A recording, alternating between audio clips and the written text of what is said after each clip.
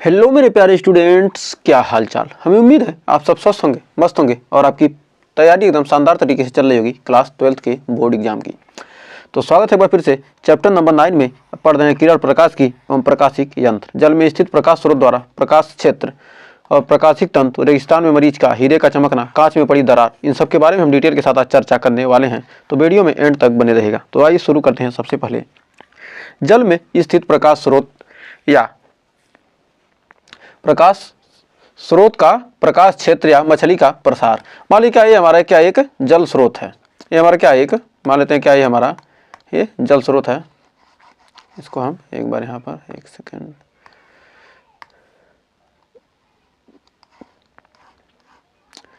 मान लेते हैं क्या हमारा ये जल में स्थित क्या है, हमारा एक जल स्रोत है। एक सेकेंड, ये क्या हमारा ये जल स्रोत है। इसमें क्या है, जल भरा हुआ है।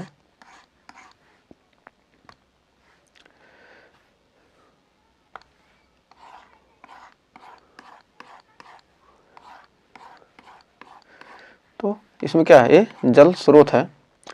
इसमें मान लेते हैं क्या एक कोई क्या यहाँ पर कोई मछली की आंख है या कोई क्या प्रकाश स्रोत है।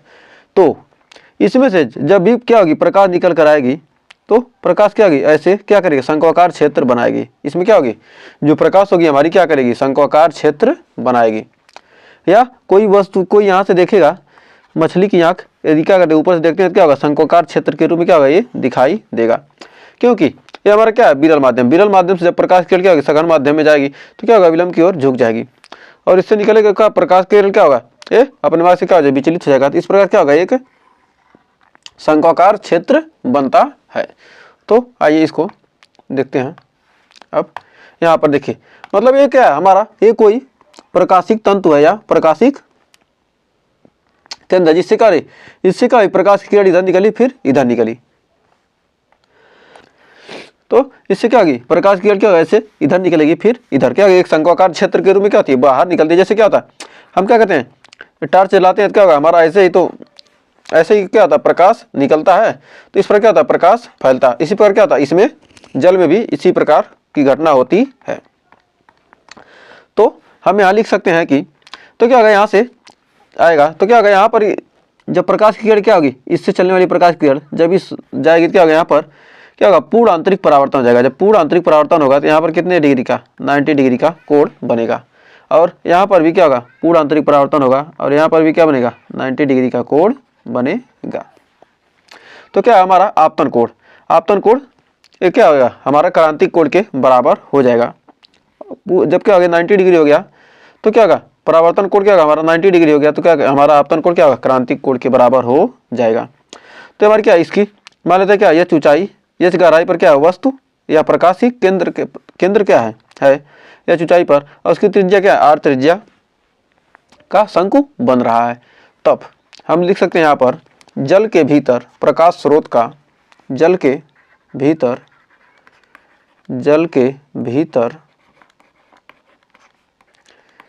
प्रकाश स्रोत का प्रकाश क्षेत्र, प्रकाश स्रोत का प्रकाश क्षेत्र या मछली के द्वारा या मछली के द्वारा देखा गया दृश्य क्षेत्र, द्वारा देखा गया दृश्य क्षेत्र, देखा गया दृश्य क्षेत्र शंक्वाकार आकृति का होता है, शंक्वाकार आकृति का होता है। दृश्य क्षेत्र शंक्वाकार आकृति का होता है। क्या होता है, देखा गया दृश्य क्षेत्र क्या होगा, शंक्वाकार आकृति का होगा। तब अब यहाँ पर हम क्या किए, यहाँ पर ये हमारा जेड हो गया, ओ हो गया, ये बिंदु मान लेते हैं क्या हमारा, ए मान लेते, इसको ए मान लेते हैं और इसको मान लेते हैं ए डैश, इसको ए मान लिया, इसको ए डैश मान लिया।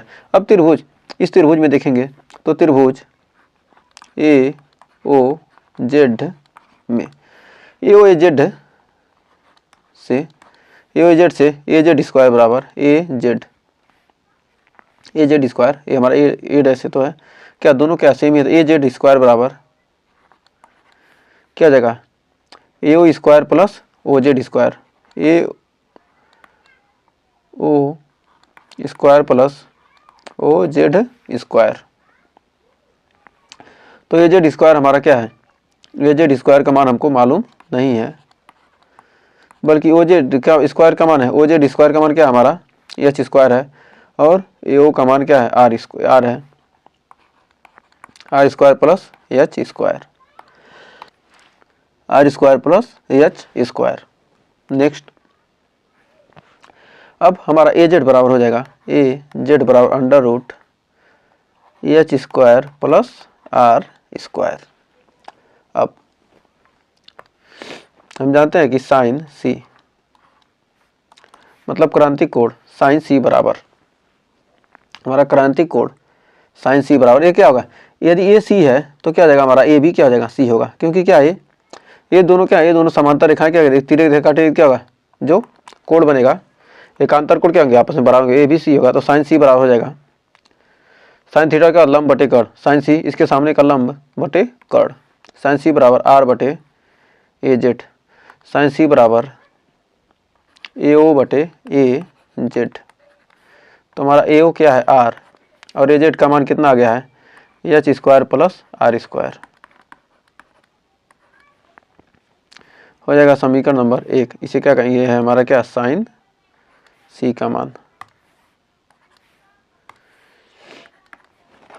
यदि सघन माध्यम का अपवर्तनांक n हो, यदि कह सकते हैं यदि सघन माध्यम का अपवर्तनांक, सघन माध्यम क्या हमारा जल है ना, सघन माध्यम का अपवर्तनांक, माध्यम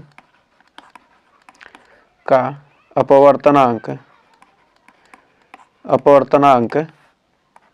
n है तो n बराबर क्या हो जाएगा हमारा, हो जाएगा 1 साइन सी। तो साइन सी बराबर हो जाएगा क्या 1/m, साइन सी बराबर हो जाएगा 1/n। तो 1/n बराबर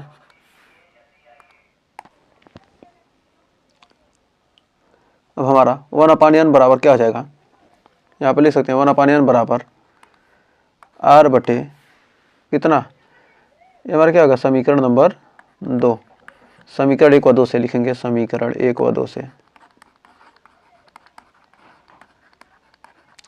तो r बराबर क्या हो जाएगा r बटे 1/n बराबर r बटे H square plus R square. तो हमारा दोनों का ओवर करेंगे तो क्या जाएगा 1/n स्क्वायर बराबर आर स्क्वायर बटे H square plus R square. तो यहाँ पर हो जाएगा गुणा करेंगे तो क्या हो जाएगा एन आर स्क्वायर बराबर H square plus R square. तो हमारा हो जाएगा क्या एन स्क्वायर, आर स्क्वायर का इधर लाएंगे तो एन स्क्वायर यहाँ पर हो जाएगा N square R square minus R square बराबर हो जाएगा एच स्क्वायर।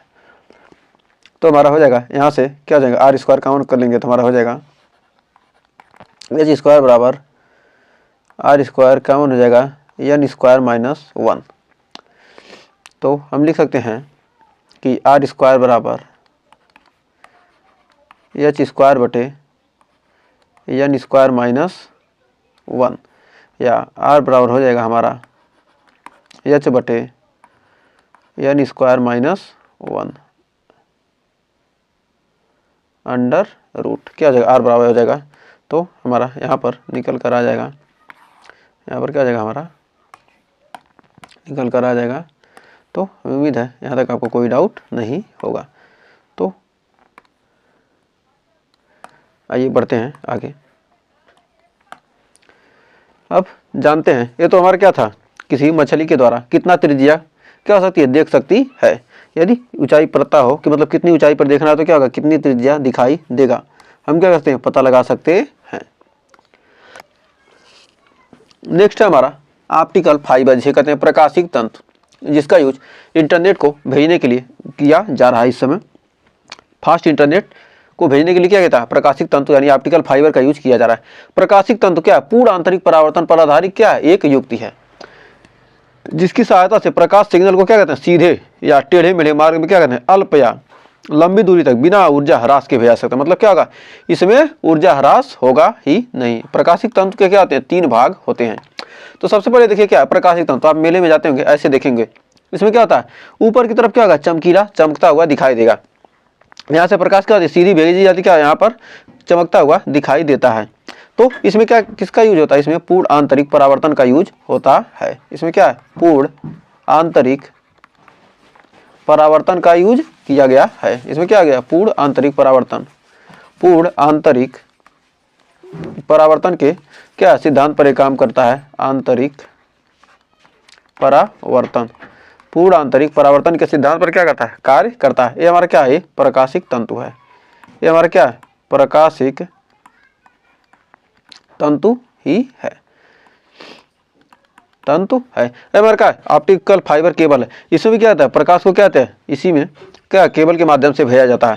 तो इसमें क्या होती है, देखिए इसमें कोर होगा, सबसे अंदर क्या होगा, कोर होगा, उसके ऊपर से क्या होगी, बाइंडिंग होगी, क्लेडिंग होगी, उसके ऊपर से क्या होगा, प्लास्टिक का जैकेट लगा होता है। यह क्या होता है, बहुत ही मोटा होता है, लेकिन क्या होता है, इसके तार कितने होते हैं, बाल कितने महीन महीन, इसके क्या होते हैं, पतले पतले तार होते हैं।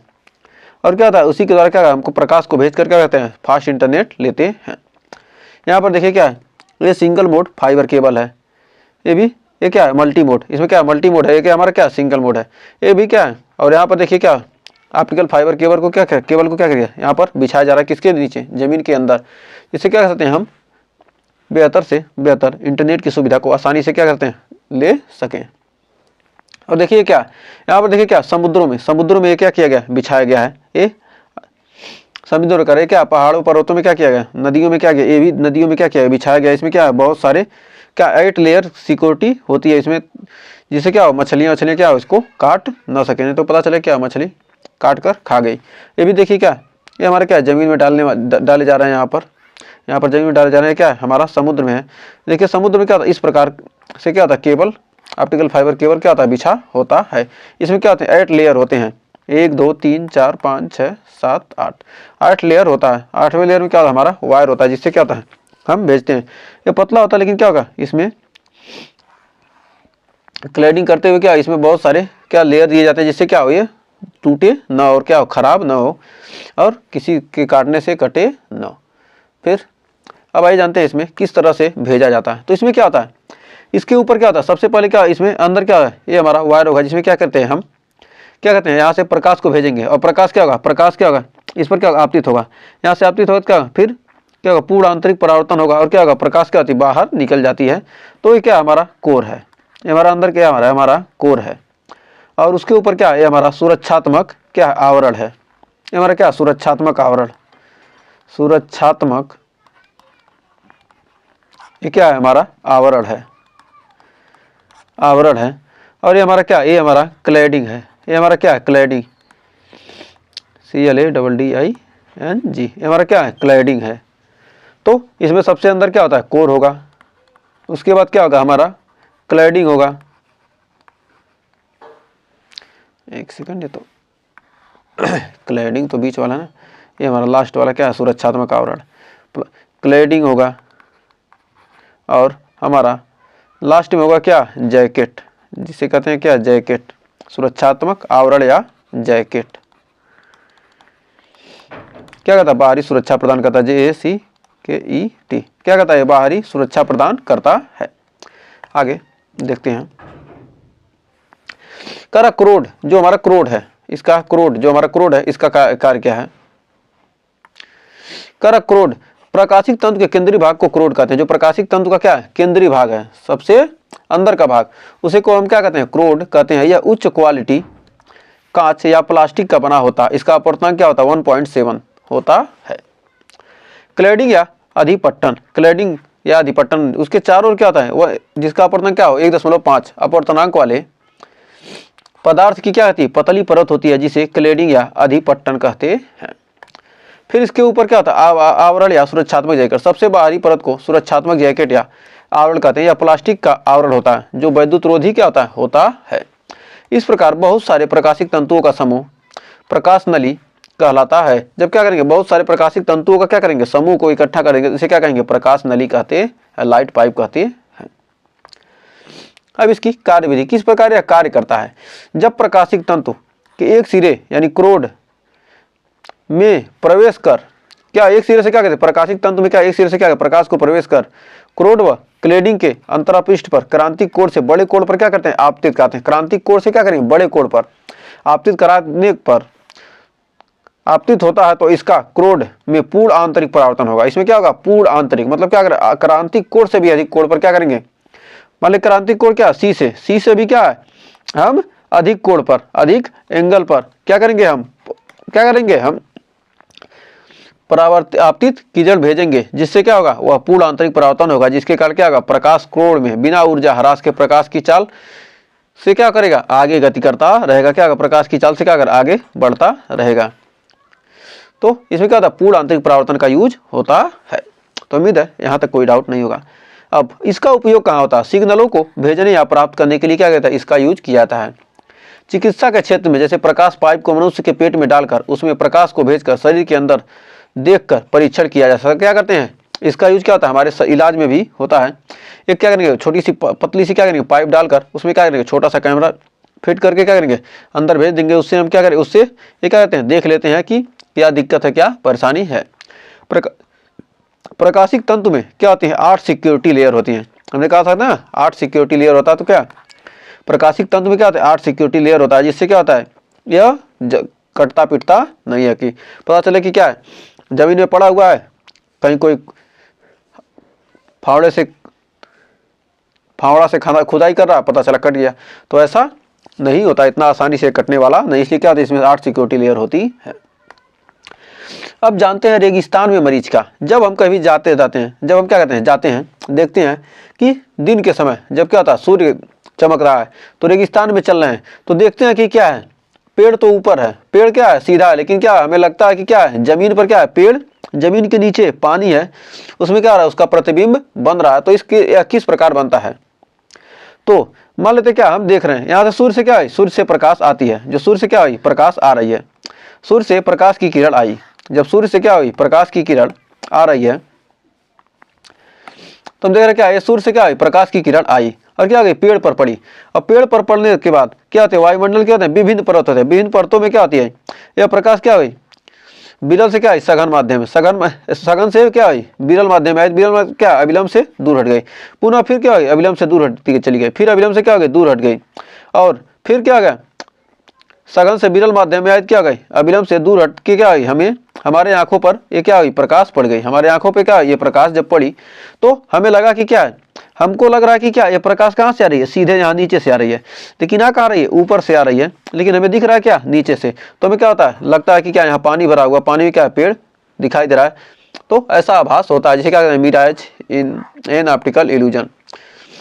इसी को कहते हैं हमारा भ्रम होता है कि क्या है, पेड़ क्या है, जमीन पे क्या आगे पानी भरा हुआ और क्या उसमें हमारा प्रतिबिंब, पेड़ का प्रतिबिंब दिखाई दे रहा। तो आइए इसको समझते हैं कैसे। कर रेगिस्तान में गर्मी के दिनों में रेत सूर्य के किरणों को अवशोषित कर बहुत गर्म हो जाती है, अतः रेत के संपर्क में स्थित वायु की परत क्या होती है, गर्म होकर हल्की होती जाती है, जबकि ऊपर की परत क्या होती है, ठंडी रहती है। ऊपर की परत क्या होगी, ठंडी रहती है। इस प्रकार रेत के निकट की वायु की परत विरल तथा ऊपर की परत सघन होती है। नीचे की परत क्या होती है, विरल हो जाएगी और ऊपर की परत क्या होती है, सघन होती जाती है। अतः किसी पेड़ से चलने वाली प्रकाश की किरणें सघन माध्यम से विरल माध्यम में प्रवेश करते हुए अपवर्तन के कारण अविलंब से क्या होती है, दूर हटती हैं। जब अविलंब से क्या होंगी, दूर हटती चली जाएंगी, अतः अगली परत के लिए आपतन कोण का मान बढ़ता जाता है। जब किसी परत के लिए आपतन कोण क्रांतिक कोण से अधिक हो जाता है तो प्रकाश की किरणों का पूर्ण आंतरिक परावर्तन हो जाता है। जो प्रकाश की किरणें उनका क्या होता है, पूर्ण आंतरिक परावर्तन हो जाता है। जब ये पूर्ण आंतरिक परावर्तित किरणें प्रेक्षक की आंख में पहुंचती हैं तो सीध में जमीन के नीचे से आती हुई क्या होती हैं, प्रतीत होती हैं, और इस प्रकार पेड़ का उल्टा व आभासी प्रतिबिंब दिखाई देने लगता है, जिससे तालाब के पानी में पेड़ का प्रतिबिंब प्राप्त होता है। अतः यात्रियों को वहां रेत के स्थान पर जल होने का भी क्या होता है, भ्रम हो जाता है कि क्या हो रहा है, जल है, जल में क्या हो रहा है, पेड़ दिखाई दे रहा है। ऐसा कहता है, इसी की क्या कहते हैं, मरीचिका। अब हीरे का चमकना, हीरा किस प्रकार चमकता है, तो आइए इसको भी जानते हैं। हीरा चमकता कैसे है, तो हीरे में क्या होता है, पूर्ण आंतरिक परावर्तन के सिद्धांत पर क्या कहता है, यह हीरा कार्य करता है। हीरा क्या है, ये तो हमारा डायमंड है। इसमें क्या करते हैं, जब इसमें क्या होती है, प्रकाश की किरण क्या होती है, अंदर जाती है। इसमें क्या होती है, कोई प्रकाश की किरण क्या हुई, अंदर एंटर की, यहाँ पर क्या की प्रकाश की किरण इंटर करती है तो इसका अपवर्तनांक क्या होता है, बहुत ही अधिक होता है, 2.42 होता है। और इसमें क्या होता है, इसमें जो हमारा आपतन कोण होता है, जब क्या गए प्रकाश आपतित होगी तो क्या गए 24.2 डिग्री के 20.4 डिग्री की कोण पर क्या होती है, यह आपतित होती है। आपतित होकर क्या होती है, यह पूर्ण रूप से क्या होती है, परावर्तित होती जाती है। इसमें क्या होती है, पूर्ण रूप से क्या होता है, परावर्तन होता रहता है। इसमें क्या होता है, पूर्ण रूप से क्या, इसी में क्या होता है, प्रकाश घूमती रहती है और क्या होता है, हमें चमकता हुआ दिखाई देता है। तो आइए इसको समझते हैं किस प्रकार इसको लिखेंगे। कह रहा हीरे का अपवर्तनांक बहुत अधिक होता है 2.42 तथा क्रांतिक कोण इसका क्या था, बहुत छोटा। मतलब क्रांतिक कोण क्या इतना छोटा होता है। तो हीरे के फलकों पर इस प्रकार से काटा जाता है। हीरे के फलकों के क्या करते हैं, जो हीरा हमारा है, क्या है, जो हमारा हीरा है उसको क्या करते हैं, इस प्रकार से काट कर बनाया जाता है कि जब किसी पृष्ठ से प्रकाश प्रवेश कर हीरे के अंदर किसी पृष्ठ से टकराता है तो उसका आपतन कोण क्रांतिक कोण से क्या होता है, अधिक हो जाता है। जो आपतन कोण है क्या होगा, क्रांतिक कोण से क्या हो जाएगा, अधिक हो जाएगा, जिसके परिणाम स्वरूप प्रकाश का हीरे के अंदर अनेक फलकों पर बार बार क्या होता है, पूर्ण आंतरिक परावर्तन होता है। अब जब पूर्ण आंतरिक परावर्तन होगा तो उसके कारण से क्या होता है, हीरा हमें क्या करता है, चमकता हुआ दिखाई देता है। तो ये क्या है, हमारा हीरे का चमकना है। तो उम्मीद है यहाँ तक आपको कोई डाउट नहीं होगा। तो बढ़ते हैं आगे। अब कांच, अब कांच तो देखिए चटका हुआ दिखाई ही दे रहा है। तो ये मत सोचिए कि आपका मोबाइल चटक गया है, आपका मोबाइल नहीं चटका है, ये क्या है, ये कांच ही क्या हो गया, चटक गया है। कर कांच में पड़ी दरार का चमकना। कांच में पड़ी दरार हमें चमकती क्यों है, कांच के चटक जाने पर उसमें पड़ी दरार में वायु की परत क्या आती आ जाती है। ये क्या है, हमारी क्या है, ये हमारी वायु है, ये हमारी क्या है, हमारा कहा ये कांच है। कांच के बीच क्या होता है, जब दरार आएगी क्या होगा इसमें, जब क्या होगा, यहाँ से देखेंगे, यहाँ से जब क्या होगी, यहाँ से हम देख रहे हैं कि यहाँ से क्या है, कांच पर कोई प्रकाश की किरण पड़ी तो क्या होगी, ये सघन से क्या गई, विरल में गई तो क्या अविलंब की ओर झुक गई। लेकिन फिर क्या हुई, फिर विरल माध्यम आ गया तो क्या हो गया, अविलंब से दूर हट गई। क्या हो गई, अविलंब से दूर हट गई। तो क्या थी, ये अविलंब की ओर क्या हो गई, झुक गई और अविलंब से दूर हट गई। फिर पुनः सघन माध्यम आ गया तो क्या होगा, अविलंब की ओर झुक गई, फिर क्या हो गई, दूर हो गई। तो इस प्रकार क्या होता है, हमें लगता है कि क्या है, चमक रहा है। तो यहाँ पर देखेंगे कैसे लिखेंगे, कर रहा है चटक जाने पर उसकी परी दीवार क्या परत आती है। जब प्रकाश की किरण कांच में से होते हुए कांच व वायु के अंतरा पृष्ठ दरार पर क्रांतिक कोण से बड़े कोण पर आपतित होती है। इस पर क्या होगी, क्रांतिक कोण से बड़े कोण पर क्या होती है, आपतित होती है। तो प्रकाश की किरण वायु के परत में प्रवेश न होकर क्या कहते हैं, वायु के परत में प्रवेश न होकर पूर्ण आंतरिक परावर्तित हो जाती है और यह प्रेक्षक की आंख पर पहुंचता है तो यह दरार चमकती हुई दिखाई देती है। पूर्ण आंतरिक परावर्तन के कारण क्या होता है, यह हमें चमकता हुआ दिखाई देता है। तो हमें उम्मीद है ये सब चीजें आपको अच्छे तरीके से क्लियर हो गई। तो यार देखिए चार कांच चटका है तो इसमें क्या होगा, ये बीच में दरार क्या है, इसमें हमें क्या होगी, चमकती हुई दिखाई देती है। जैसे क्या होगा, हमारा ये शीशा दरवाजा ही चटक गया है। तो हमें उम्मीद है आपको यहाँ तक सेशन बहुत ही शानदार तरीके से पसंद आया होगा। तो सेशन अच्छा लगा तो सेशन को लाइक शेयर कीजिएगा और चैनल पर पहली विजिट किए हैं तो चैनल को सब्सक्राइब जरूर कीजिएगा। तो मिलेंगे इसके आगे के टॉपिक के साथ नेक्स्ट वीडियो में। तो आज के लिए बस इतना ही, तो मिलते हैं नेक्स्ट वीडियो में, तब तक के लिए टेक केयर।